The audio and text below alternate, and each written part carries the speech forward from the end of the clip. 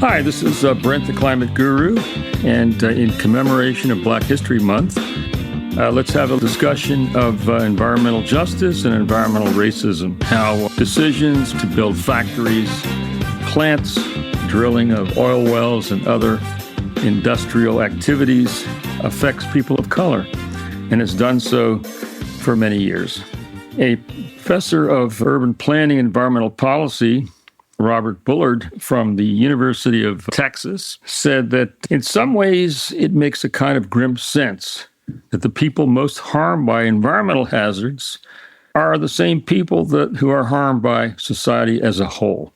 Chandra Taylor, a senior attorney and leader of the Southern Environmental Law Center, said part of that calculus involves zoning decisions. Polluting industries count on the communities they target to be powerless, and they count on people in powerful communities to pay no attention. Black Americans are exposed to more pollution from every type of source: industry, agriculture, vehicular emissions, construction, residential sources. If you go to communities of color across the country and ask them, what's the source of environmental problems?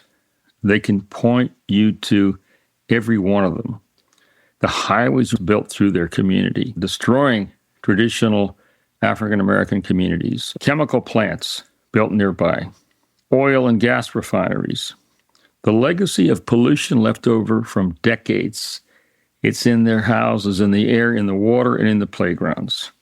Redlining is decisions made by federal government in the 1930s, where they created maps of cities, rating the riskiness of different neighborhoods for real estate investment by grading them as the best, quote, still desirable, declining, or hazardous. And race played a defining role in those designations of neighborhoods. Black and immigrant neighborhoods were typically rated hazardous and outlined in red, denoting redlining. And what the result was, it was a perilous place to lend money. Much of the wealth is developed over time through the ownership of the family home. And when people of color, Black families, cannot borrow, cannot finance, cannot get a mortgage for their home, it has a huge effect. Growth of wealth of the families. Savings of Black families over years is the main tool of family savings that can be transmitted to the next generations. Congress outlawed redlining by the 1970s, but the practice has left lasting marks on cities in communities of color. City planners targeted redline areas as cheap land for new industries, highways, warehouses, public housing, but with lots of heat-absorbing asphalt and little cooling vegetation. Frontline communities were next to factories, were next to oil refineries, which cause much air pollution and noise of the communities who lived there. There's a very important environmental sociologist, Robert D. Bullard, who wrote the famous book, Dumping in Dixie, in 1990. He was a professor, is a professor, author, activist, and environmental sociologist, and has exposed and made clear to many private as well as public figures and organizations how city planning has affected in the most negative way communities of color. Dr. Bullard was once told, as he said in his book, Dumping in Dixie, that the words environment and racism didn't belong together because the environment couldn't be racist. The publisher who eventually bought the book made it into a textbook. Dr. Bullard realized that he was getting adopted by universities nationwide and affecting studies and development of cities and changing this legacy, negative legacy of environmental racism, starting with redlining. Dr. Ballard said, I discovered from the 30s up until 1978 that in looking at specific cities, that 5 of city-owned landfills were in Black neighborhoods. 6 out of the 8 city-owned incinerators were in Black neighborhoods. 3 out of 4 privately owned landfills are in Black neighborhoods, even though Blacks only made up 25% of the population during that period.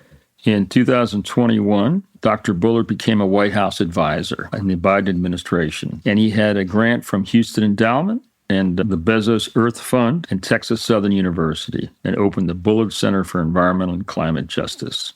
He used the GI Bill and went on to get a master's degree and doctorate in sociology, and emerged determined to model his career on the famous writer, intellectual, civil rights champion W.E.B. Du Bois.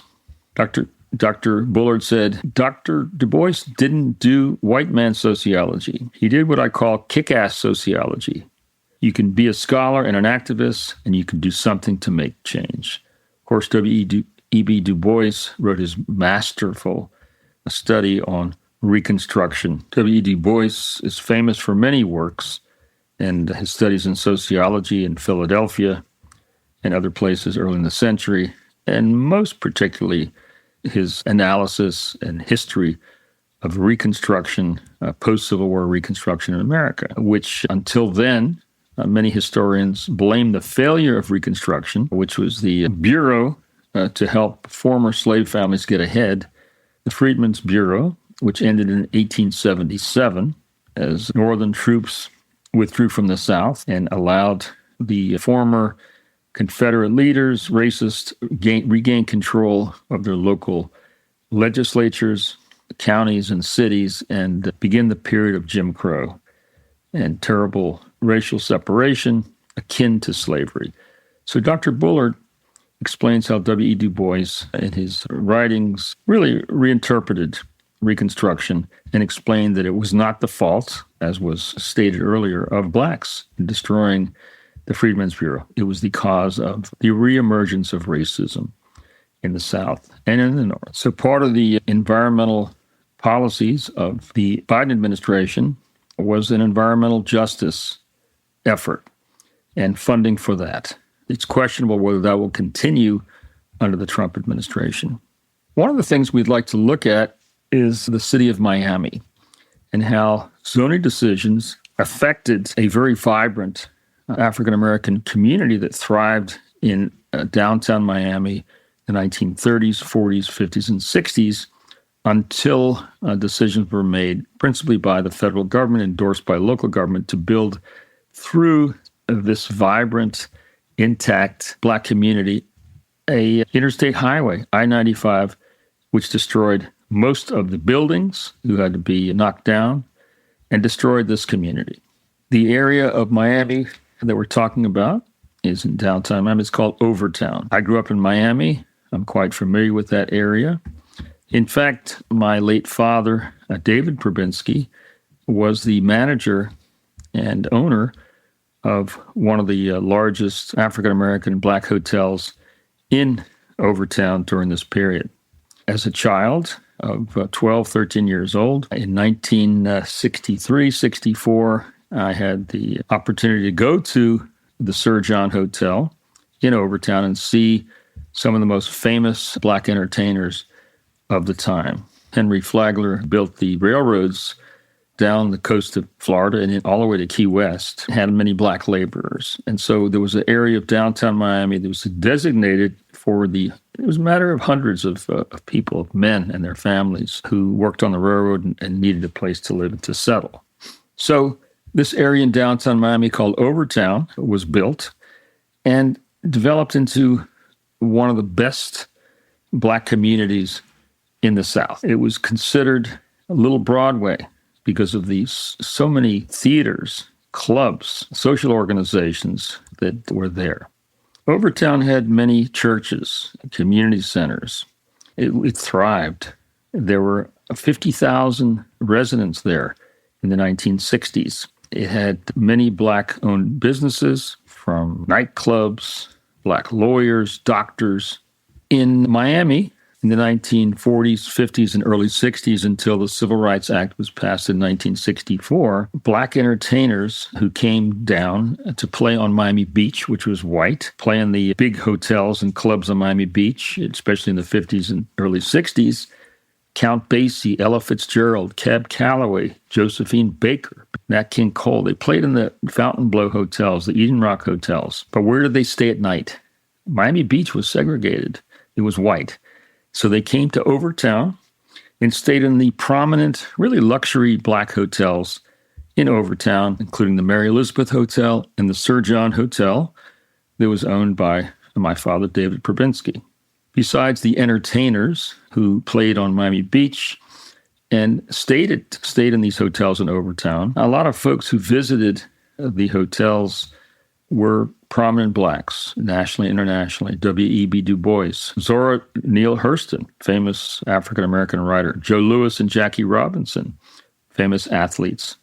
At the Sir John Hotel's famous Night Beat Club were many famous Black entertainers of the late 50s and early 60s. As a child of 12, 13 years old, I was able to go to the Saturday matinees when kids were allowed. I saw Count Basie, Sarah Vaughan, Brooke Benton, Ike and Tina Turner. At that time, they were called the Turner family.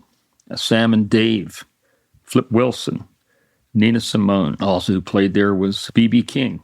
The Sir John's Night Beat was frequented by Black and white audiences. The famous Black entertainers would come at night and they'd relax and stay at the Sir John, the Mary Elizabeth, and other hotels where some of the best Black entertainers played to mixed audiences.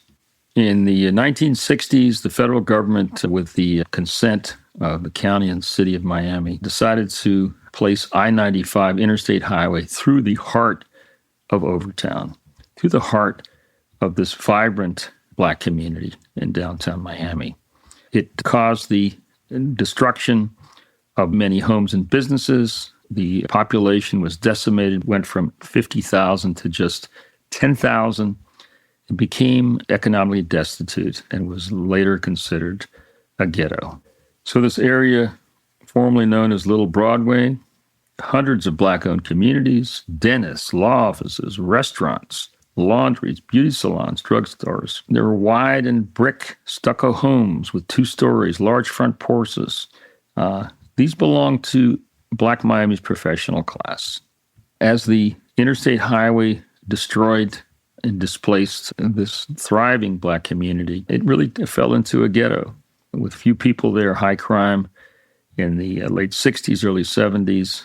And it really wasn't until the 90s that some Blacks in Miami, some intellectuals, teachers decided to try to rebuild parts of Overtown and to reclaim some of the prominent buildings and art centers, which they did, in particular the Lyric Theater. The Sir John, unfortunately, was torn down and became a site for U.S. Post Office distribution center.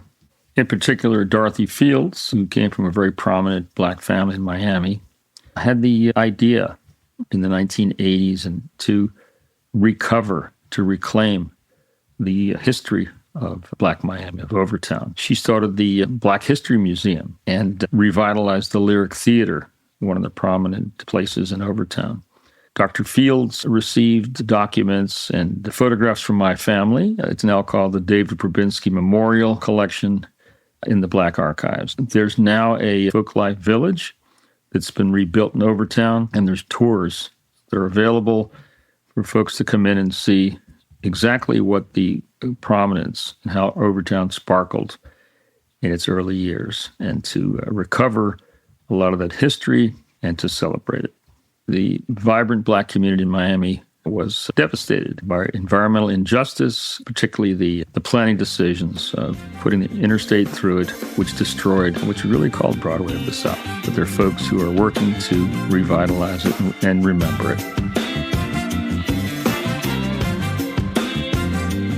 Thanks for tuning in to the Climate Guru podcast. Stay inspired, stay informed, and keep taking action for our planet's future. Until next time, and remember, together we can make a difference.